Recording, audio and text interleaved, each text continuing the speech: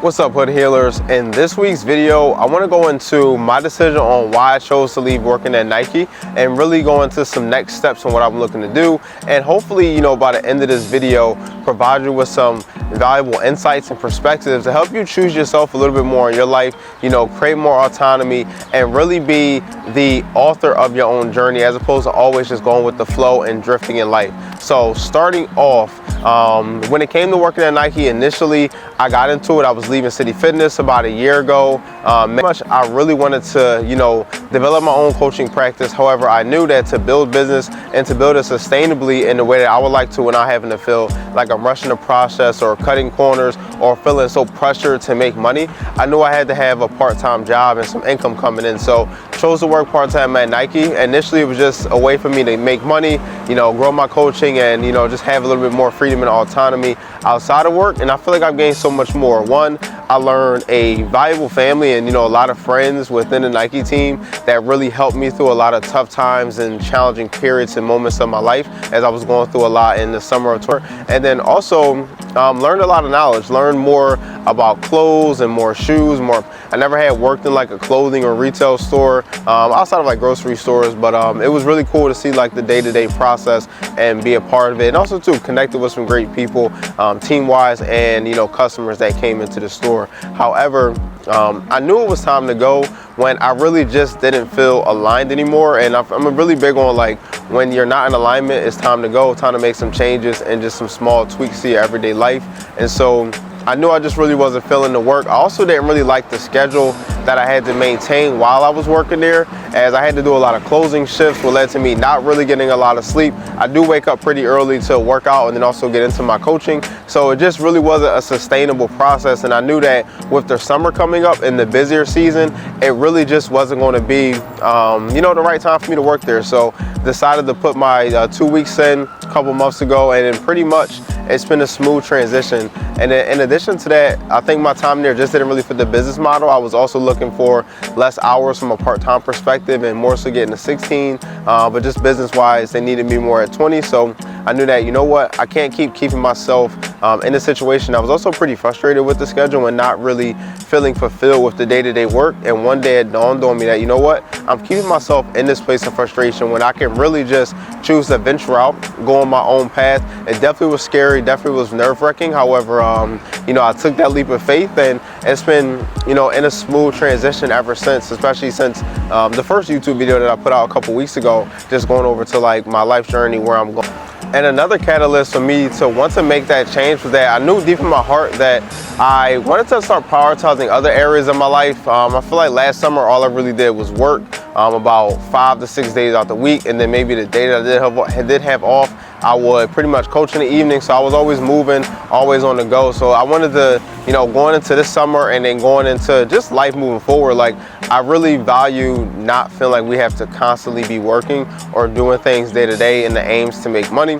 I think there are other ways of receiving income in life, whether that's spending time with family, that could be doing activities that we love. And so as I stepped into this new season of my life, I really wanted to, start prioritizing family time and friend time, really start to grow and prioritize my time as an athlete as well, my expertise and experience as an athlete and a coach. So that meant, prioritizing getting more sleep, prioritizing being able to, have the energy for a little bit more training within my routine, and also prioritizing that time and energy for more coaching. I feel like since I have left these past couple weeks, I've shown up to coaching with much more energy. I'm not really waking up feeling like I'm dreading the day or looking forward to the next day and I'm like, I'm dreading it because I know I have to work long hours the next day. So it's like I'm moving to a place of greater fulfillment deep within, and it's been a really encouraging sign. It's helped me show up in a better version of myself on a day-to-day for my clients, for my family, for my friends, even if just for myself. I don't really like to feel down and negative.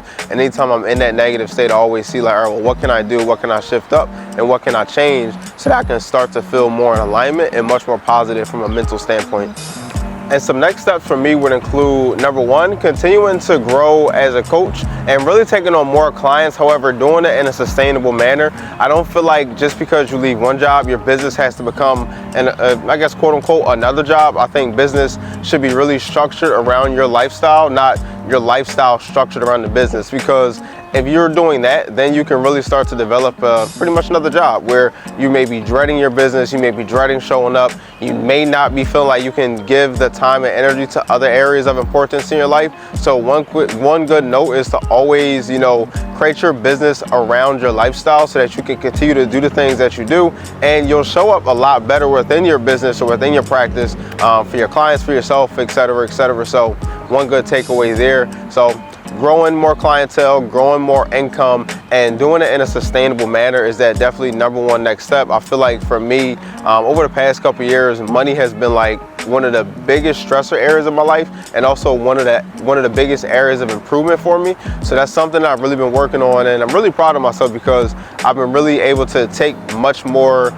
greater steps in life, whether that was, you know, having an income to get my own apartment. That could have been also having an income to me save more, to pretty much you know, invest into things, start, you know, I started working with a financial advisor about a year ago. So it was like just those little things in terms of money, but definitely, you know, taking that step, you know, getting into coaching on my own as an independent coach, it's really allowed me to open up more doors and, you know, work on some of those goals. And I feel much less stress in my life because I've been able to build a solid foundation financially. So really good pillar there in my life. The next biggest step for me would be continuing to grow as an athlete. I've really been falling in love with running, as I discussed in a previous video. So really prioritizing my sleep, prioritizing my nutrition. I've been doing a fantastic job at really figuring out what I need to eat to fuel properly as an athlete. Definitely want to talk about that in another video separately by itself.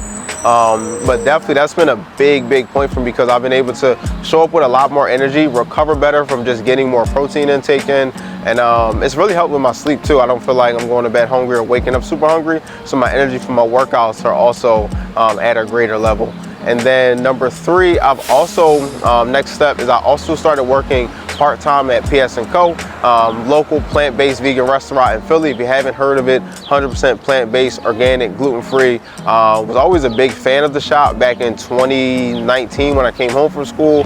Worked in a restaurant a couple of years ago in the kitchen staff, and recently been working front of house, and I've been loving it. I love being around plant-based food. I love being able to serve and, you know, promote the benefits of plant-based food. So it's been a great opportunity and a great experience so far. Look forward to connecting with more people and learning more and gaining new experiences, but having a lot of fun. So if you're in the Philadelphia area, if you travel to the Philadelphia area, definitely come and check out PS & Co right in Rittenhouse Square. So my 3 steps there: grow more in my coaching, grow more as an athlete, especially I want to kind of take some next steps and also being an influencer. It's another big area of, like, I guess, growth for me too. And then number 3 for the next steps is continue to improve at PS & Co and just continue to grow financially, grow mentally, physically, spiritually, grow with my relationships, and just continue to live present and peaceful and enjoying my life.